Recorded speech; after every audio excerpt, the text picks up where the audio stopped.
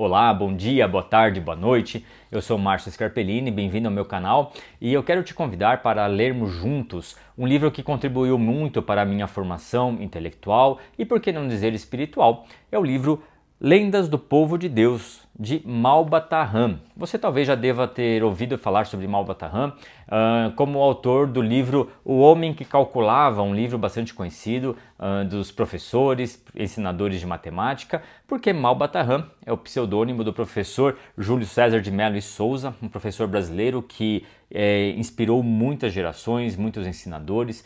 O professor Júlio César nasceu no Rio de Janeiro no dia 6 de maio de 1895, dia 6 de maio, inclusive, que é o dia do ensino da matemática no Brasil, porque o professor Júlio César foi um grande ensinador, um grande professor de outras disciplinas também, mas principalmente de matemática, e ficou conhecido pelos seus mais de 120 livros que escreveu, muitos deles sob o pseudônimo Malba-Tahan, né, o nome que ele criou, o personagem que ele criou, que inclusive ele deu uma biografia e por talvez 20 anos a comunidade brasileira achava que existia mesmo entre nós algum árabe chamado Malba-Tahan que escrevia histórias e lendas, enfim.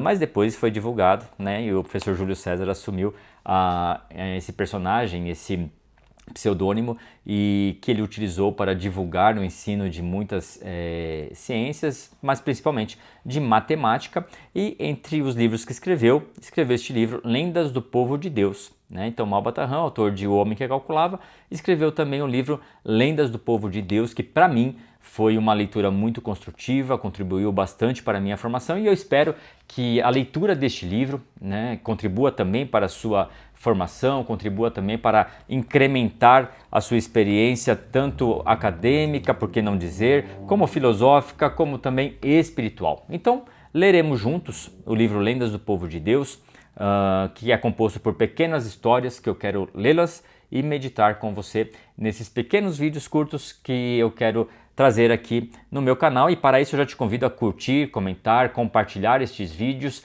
Inscreva-se também no meu canal para que você possa acompanhar a leitura deste livro, ok? Vamos lá então, Lendas do Povo de Deus. A primeira história que Malba-Tahan nos traz é, na verdade, uma apresentação deste livro. E eu quero fazer a leitura dessa primeira história / apresentação.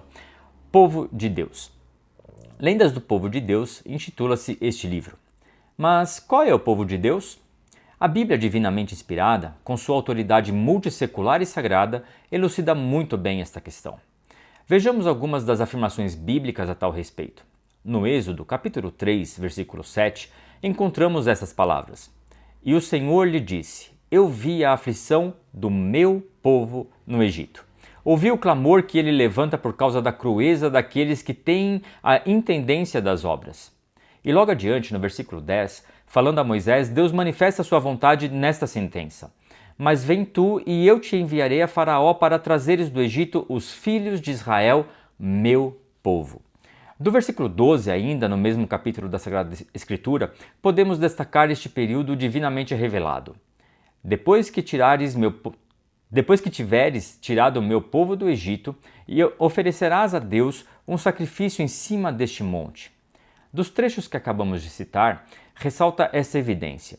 Sem a menor sombra de dúvida ou incerteza, as Sagradas Escrituras conferem unicamente aos filhos de Israel, isto é, aos judeus, essa designação altamente honrosa de excepcional relevo, povo de Deus. Aqui ofereceremos aos leitores a primeira parte da prece famosa do ritual israelita. Esta prece é intitulada Shema, que significa ouve. Shema é a primeira palavra do versículo 4 do capítulo 6 do Deuteronômio. Todas as palavras e frases que figuram na Shema são integralmente tiradas da Bíblia. Veja Deuteronômio, capítulo 6, versos 4, 5, 6, 7, 8 e 9. Constitui essa prece a parte central do ofício da tarde e também do ofício da manhã. A Shema proclama o princípio da unidade de Deus e impõe ao fiel o dever de acolher o Eterno em seu coração e implantar a verdade de Deus no coração de seus filhos. Ouve, ó Israel. Ouve, ó Israel, o Senhor nosso Deus é o único Senhor. Amarás ao Senhor teu Deus de todo o teu coração e de toda a tua alma e de todas as tuas forças. Essas palavras que eu hoje te intimo estarão gravadas em teu coração. e tu as referirás a teus filhos, e as meditarás assentado em tua casa e andando pelo caminho, ao deitar-te para dormir e ao levantar-te. E as atarás como sinal na tua mão, e elas estarão e se moverão diante dos teus olhos. E as escreverás nos umbrais da tua casa e nas tuas portas. Esta, então, é a primeira e segunda pequena história, uma primeira história e a oração Shema, ouve Israel, com as quais Malbat HaHam inicia este livro. Ele é primordial, são histórias fundamentais do pensamento judaico. Afinal de contas, aqui em Deuteronômio 6, nós vemos a chave do ensinamento judaico, podemos chamar assim, da pedagogia judaica, o Shema. O que significa na prática o Shema? Quando você ler na Bíblia, ou no Talmud, ou na Torá, enfim, a palavra Shema, que significa ouve, ó Israel, você deve ler como se fosse em uma única palavra os verbos em português ouve e pratica. Para nós ocidentais, nós podemos ouvir e não praticar, ou seja, ouvir, compreender, mas não praticarmos aquilo que ouvimos. Em hebraico, dentro do pensamento teológico judaico, não é possível desassociar, dentro do pensamento do Shema, ouvir e praticar. Quando nós lemos Deus falando, o Eterno falando para Israel, ouve, ó Israel, significa ouça e pratique. É indissociável ouvir, compreender e não traduzir essa compreensão em práticas efetivas, em obras. Então, quando lemos aqui Shema, ouve, ó Israel, amarás o Senhor teu Deus de todo o teu coração e de toda a alma, significa de todo o teu entendimento, de toda a tua prática, de todo o teu sentimento, de toda a tua intelectualidade, de todas as tuas forças. Essas palavras ditas pelo Eterno deveriam ser repetidas diariamente aos filhos de Israel, aos filhos na mesa, aos filhos no deitar e ao levantar. E depois, caso esse ensinamento não fosse falado em casa, não fosse trazido à existência em casa, deveria também o sacerdote repetir isso a toda a nação como redundância do ensinamento. E aqui nós vemos o mandamento e as atarás como um sinal na tua mão e elas estarão e se moverão diante dos teus olhos. Talvez você já tenha visto os judeus ortodoxos, eles trazem uma caixinha de couro que colocam e fixam aqui no meio da testa e dela também saem fitas de couro que são entrelaçadas no braço.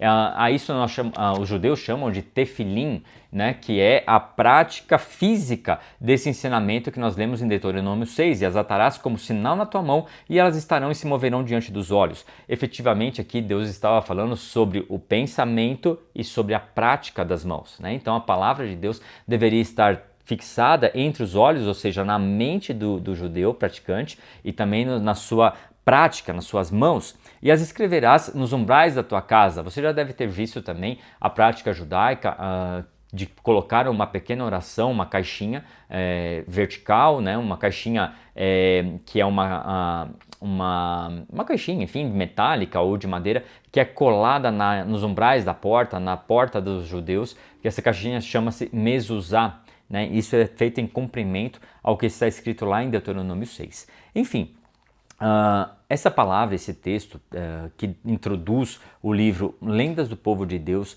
nos dá a ideia da importância do pensamento sobre o Eterno para o povo de Deus. Então aqui Malbat HaHam nos mostra, primeiro, quem é o povo de Deus, e ele classifica como Israel, como povo judaico.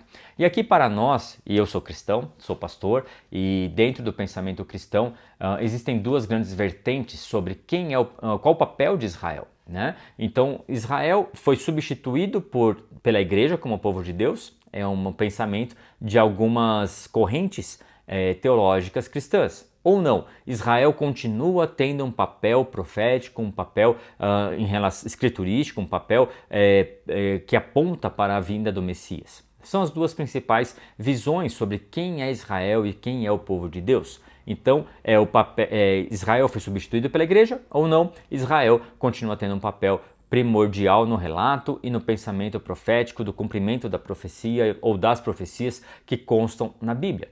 Eu particularmente entendo que Israel continua sim tendo um papel primordial, um papel definidor em relação ao cumprimento de todas as profecias que constam na Bíblia. Assim sendo, entendo que nós cristãos fomos, como já aprendemos e repetimos sempre, enxertados, adotados no plano de salvação, através do sacrifício de Cristo, que veio para os seus, mas os seus o rejeitaram, o rejeitou. Então, rejeitou a Cristo que veio como Salvador, como Messias. Então, lendas do povo de Deus vêm nos trazer ensinamentos práticos muito interessantes. E é para isso que eu quero te convidar, para juntos fazermos uma grande viagem, lendo todo este livro incrível e entendendo em cada história, cada relato, cada fábula, cada conto, alguns princípios, ensinamentos e aprendizados muito importantes para todos nós. Então, mais uma vez, curta, compartilhe, comente aqui e não esqueça de se inscrever aqui no meu canal e vamos juntos nessa grande viagem sobre esse livro incrível, Lendas do Povo de Deus, de Malba Tahan. Seja muito bem-vindo e vamos juntos na leitura deste grande livro.